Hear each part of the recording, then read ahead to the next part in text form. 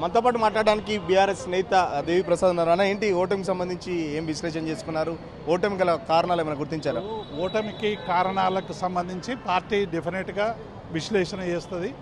మేము డెఫినెట్గా మొదటి నుంచి కూడా జూబ్లీహిల్స్ ఎన్నికల్లో ప్రభుత్వ వైఫల్యాలని ప్రజలకు సరైనటువంటి రీతిలో చెప్పేటువంటి ప్రయత్నం ఒక ప్రతిపక్ష పార్టీగా సమర్థవంతంగా చేసినాం. అయితే ఒక రాజకీయ పార్టీగా ఉన్నటువంటి తీవ్రత, ప్రజల తీవ్రతను కొంత అర్థం చేసుకోవడంలో ఎక్కడో దగ్గర గ్యాప్ ఉంది అనేటువంటిది కూడా కొంత ఈ ఎన్నికలు చూస్తే కనబడతా ఉంది. రెండవది కూడా ఇతర కాన్స్టిట్యున్సీలకల్లి చాలామందిని ఇక్కడ ఓటర్గా నమోదు చేయడం ద్వారా దాదాపు 25,000 ఓట్లు మేము మొదటి నుంచి కూడా చెప్తున్నాం. ఎన్నికల కమిషన్ పూర్తిగా మేము లోపల కూడా చూస్తున్నాం. అసలు ఏజెంట్లు 59 మంది పోటీ చేస్తే కనీసం ఒక 4 కుర్చీలు కూడా లేవు ఏజెంట్లకు. వచ్చిన వాళ్ళందరినీ కూడా 2వ తరగతి పౌరులుగా ట్రీట్ చేసేటువంటి పద్ధతి ఎన్నికల కమిషన్ చేస్తూ ఉన్నది. కాబట్టి మేము ఏం చెప్తామంటే ఎన్నికల కమిషన్ మొదటి నుంచి కూడా పూర్తిగా నిర్లక్ష్యంగా వ్యవహరించింది. మేము ఇచ్చినటువంటి ఏ విషయాల పట్ల కూడా స్పష్టత లేదు. కానీ మేము ఇప్పటికైనా మేము డిమాండ్ చేసేది ఏంటంటే గెలవడం అనేటువంటిది ప్రజాస్వామ్య ఎన్నికల్లో ఒక హైయెస్ట్. కాబట్టి ఎన్నికైనటువంటి నవీన్ యాదవ్కు కృతజ్ఞతలు, అభినందనలు.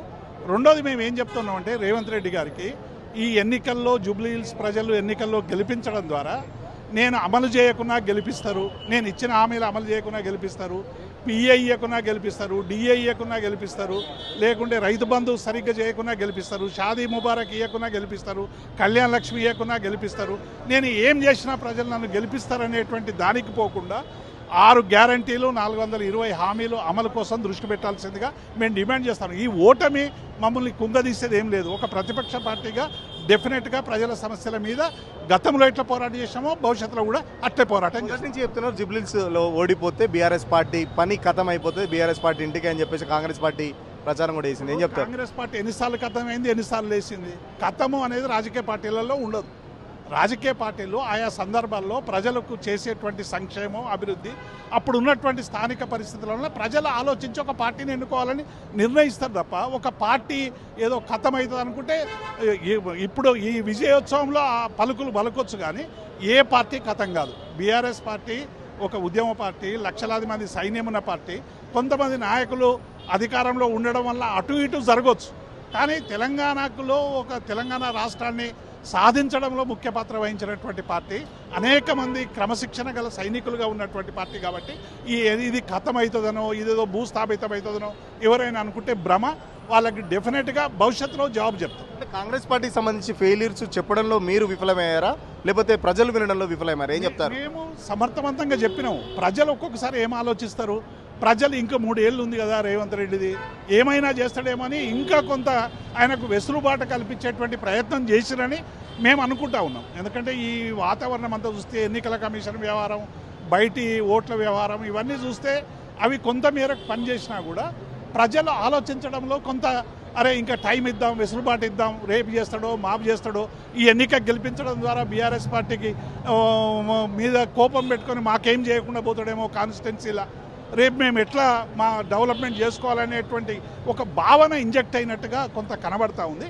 బట్ ఏది ఏమైనా ఎన్నికల్లో గెలవడం అనేది అల్టిమేట్. కాబట్టి ఈ ప్రజాస్వామ్య ప్రక్రియను అందరం స్వాగతించాలి, అందరం కూడా అభినందనలు. చెప్పండి, ఈ ఎఫెక్ట్ వచ్చే స్థానిక సంస్థలు కానీ లేకపోతే జిహెచ్ఎంసీ ఎలక్షన్లో ఎట్లా పడనుంది? ఇప్పుడు అసెంబ్లీ ఎన్నికల్లో మేము ప్రజలు మాకు ఆ ప్రతిపక్ష పాత్ర ఇచ్చిండ్రు. అప్పటి నుంచి ఇప్పటి వరకు కుంగిపోకుండా పనిచేస్తూనే ఉన్నాము. జూబ్లీహిల్స్ ఎన్నికలు కూడా చాలా ద్విగ్నీకృత ఉత్సాహంతో పనిచేసినాం. రేపు భవిష్యత్తులో కూడా పనిచేస్తాం. అధికారం ఒకటే పరమావధి కాదు. డెఫినెట్గా ప్రభుత్వం చేస్తున్నటువంటి ప్రజా వ్యతిరేక విధానాల్ని సరైనటువంటి రీతిలో ఎండగట్టేటువంటి ఒక బృహత్తరమైనటువంటి పాత్ర ప్రతిపక్షం. కాబట్టి ప్రతిపక్ష పాత్ర చాలా గొప్పది, ఆ పాత్రను పోషిస్తాం.